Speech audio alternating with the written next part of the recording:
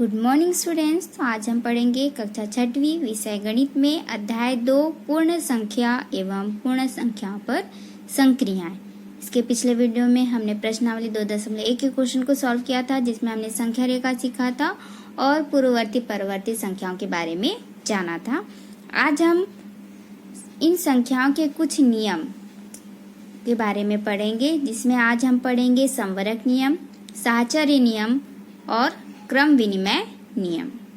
तो सबसे पहले हम यहाँ पर पढ़ रहे हैं संवरक नियम। संवरक नियम क्या कहता है?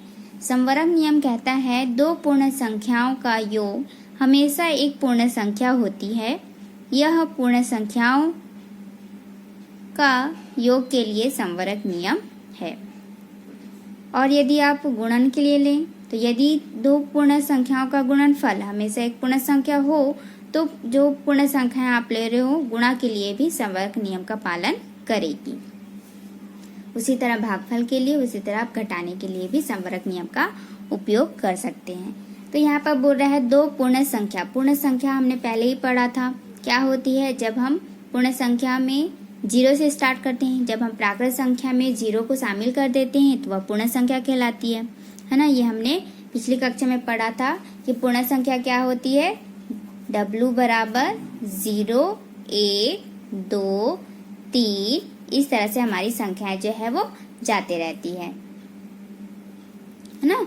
तो हम क्या करते हैं, ये जो प्राकृत संख्या 1, 2, 3, 4, 5 ये जो प्राकृत संख्या का समूह है, उसमें जब हम इस शून्य को शामिल कर देते हैं तब हमारा क्या बन जाता है? पूर्ण संख्या बन जाता है। तो ये सब हमारी क्या है? पूर्ण संख्या है। ठीक है।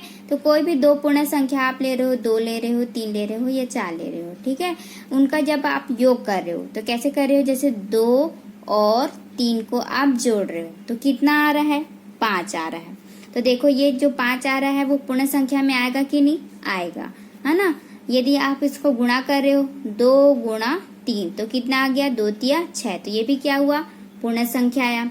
ठीक है। आप घटा रहे हो, जैसे 6 में से 5 घटाए तो कितना आया? 1। तो ये क्या हुआ? पूर्ण संख्या प्राप्त हुआ। उसी तरह आप यदि भाग दे रहे हो, ठीक है, जैसे 12 भाग 6 तो कितना आ जाएगा?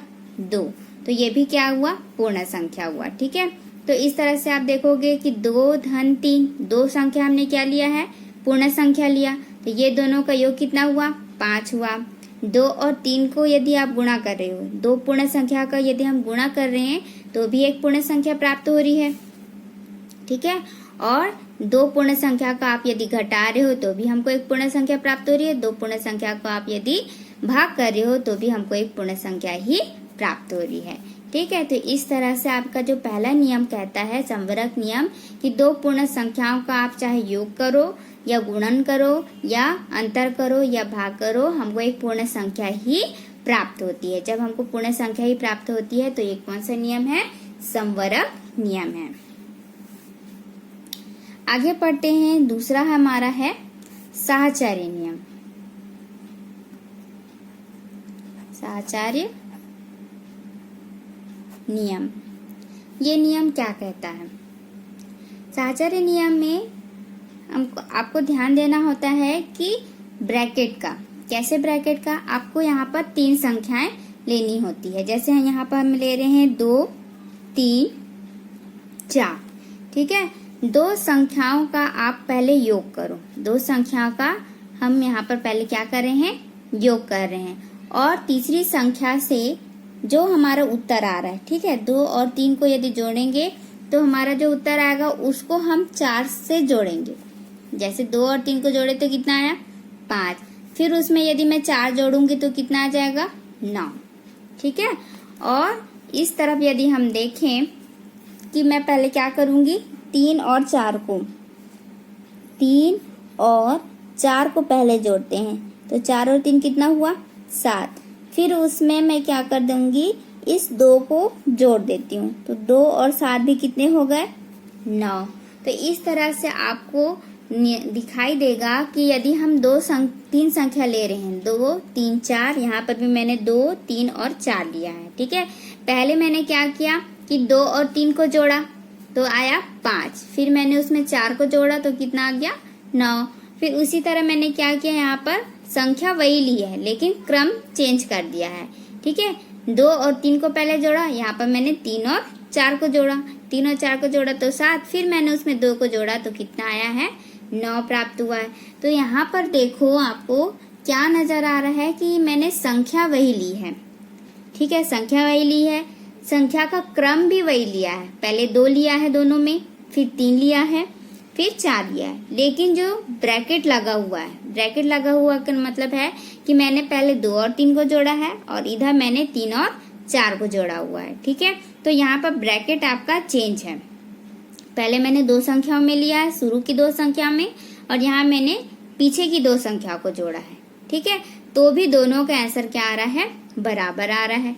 ठीक है, तो ये जो नियम कहलाता है वो क्या नियम कहलाता है, साहचर्य नियम। ठीक है, यदि हम ब्रैकेट चेंज कर दें, ठीक है, कि संख्या का क्रम जो है वो सेम रहेगा, क्रम चेंज नहीं होगा। जो पहले स्थान पर है वो पहले ही रहेगा, जो दूसरे स्थान पर है वो दूसरा ही रहेगा, जो तीसरा है वो तीसरा ही रहेगा। ठीक है, तो क्रम चेंज नहीं होता है, यहाँ पर संख्याएं जो है वो इस तरह से ही लिखाई रहेगी, लेकिन जो ब्रैकेट है वो क्या हो जाएगा, चेंज हो जाएगा। पहले शुरुआत में ब्रैकेट जो दिखेगा वो पीछे वाली संख्या में ब्रैकेट दिखेगा। ठीक है, इस तरह से ये जो क्रिया है ये योगफल के लिए भी हो सकती है और गुणन के लिए भी हो सकती है। चलो देखें गुणन में कैसे करेंगे। जैसे हमारे पास मैंने वही संख्या लिया है 2, 3 और 4, यहाँ पर भी मैं सेम क्रम में लूंगी 2, 3 और 4।